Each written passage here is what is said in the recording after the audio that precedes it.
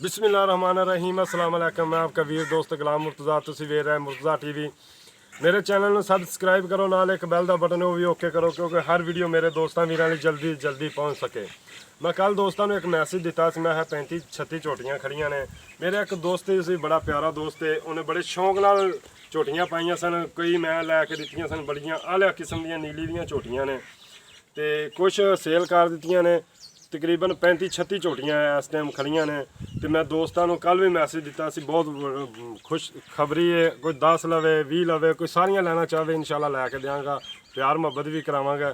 तो बड़ी आली किस्म दियां झोटियां ने, बड़ा प्योर नीली दियां झोटियां ने। तो इंशाल्लाह उम्मीद करना दोस्तों को बड़ियां पसंद आवेंदियां। तो इंशाल्लाह अज दोस्तों को दिखाना मैं झोटियां बड़ियां खूबसूरत ने। कोई 5 महीनों की गब्बन है, कोई 7 की, कोई 8 की। 8 महीने तक गब्बना ने झोटियां, माशाल्लाह प्योर नीली दियां झोटियां। देखो तुहानू आपे पछाण तुसी दोस्तों करनी है, वाकई मुर्तज़ा भाई अज लैके आया, कुछ चीज़ लैके आया माशाल्लाह। देखो चंगियां पुट्ठे चंगे खुडे, पूछ बरीक, बिल्कुल आला किस्म दियां झोटियां ने। गंद बड़ा विच वज्या पिया क्योंकि बारिशां रही ने। मैं दोस्तों को पूरी कोशिश करांगा दिखाने की। देखो माशाल्लाह खूबसूरत ने, क्योंकि एक एक तो नहीं दिखा सकते दोस्तों को क्योंकि विच गंद बड़ा होएगा। अगर कोई दोस्त मेरा आना चाहे तो इंशाल्लाह आ सकता है।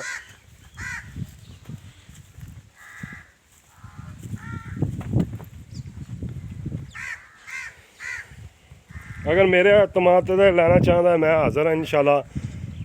चंगा थन लग्या, मुठ मुठ के थन ने सारियां झोटियां दे, बरीक पूछना, बिल्कुल धागे रंगियां।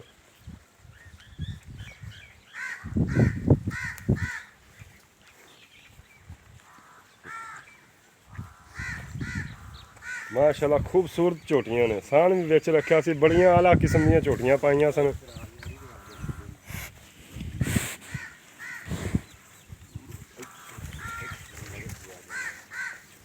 माशाल्लाह वेखो बरीक बिल्कुल, सान भी आला किस्म का विच रखा सी। लेकिन इस टाइम मेरा दोस्त पूरा फार्म सेल कर रहा है।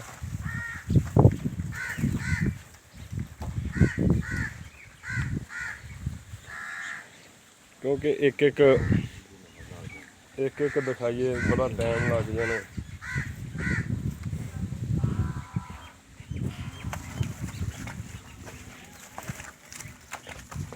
बड़ियां आला किस्म दियां झोटियां, बड़ियां खूबसूरत ने, बड़ियां कद शान वालियां, बड़ियां हाइट, बड़ा थन मुठ मुठ का थन है, बड़ा खूबसूरत। चल परा करम वाली, देखो मुठ मुठ का थन है, सोहना थन ने, चंगा बहाने बनावन दियां, खूबसूरत ने, बरीक पूछला ने, चंगे पुट्ठे ने।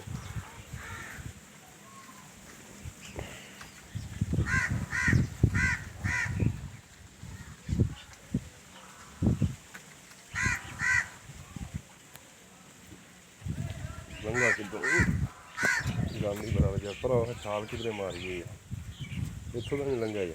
बस इतनी देख लिए सारी। मैं हूँ जी खरानी के उत्ते खड़ा क्योंकि थले गंद बड़ा वजह पे।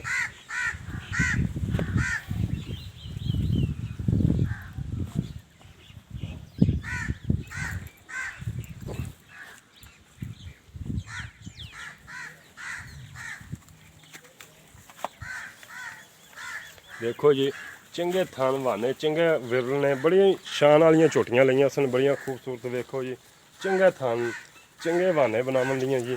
देखो तसल्ली करा रहा मैं क्योंकि खलो नहीं रही। देखो जी चंगा थान, सोहने थान बनावन दियां जी, चंगियां माशाल्लाह चूर कुंडे सिंह ने, बड़िया खूबसूरत ने, बड़ी आला किस्म दियां झोटियां ने। देखो जी दोस्तों को पूरी मैं कोशिश कर रहा दिखाने की।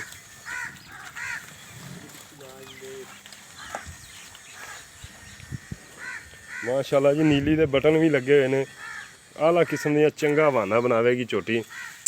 सील झोटियां ने वैसे, क्योंकि खुलियां फिर काबू करनियां बड़ियां औखियां होंदियां ने।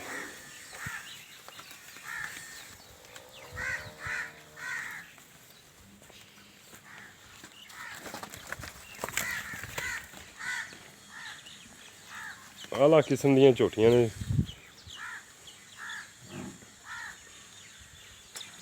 ਦੇਖੋ ਪੂਛ ਕਿੰਨੀ ਬਰੀਕ ਪੂਛ ਹੈਗੀ, ਧਾਗੇ ਲਈਆਂ ਕਿਉਂਕਿ ਆਲਾ ਕਿਸਮ ਦੀਆਂ ਲਈਆਂ ਸਨ, ਬੜੇ ਸ਼ੌਂਕ ਨਾਲ ਲਈਆਂ ਸਨ।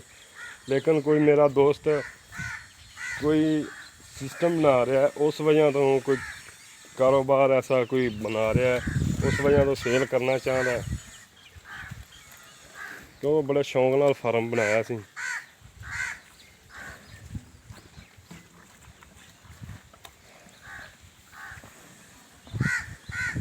ਛੋਟੇ ਛੋਟੇ ਸਿੰਘ ਨੇ, ਦੇਖੋ ਛੱਲਾ ਸਿੰਘ,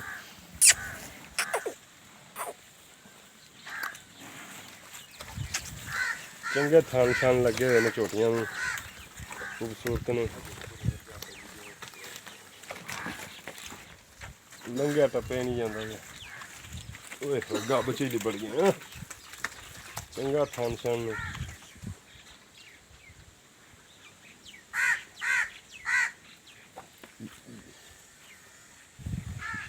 ਦੂਜੀਆਂ ਗੱਲਾਂ ਮਾਲਕ ਨਾਲ ਵੀ ਕਰਨੇ।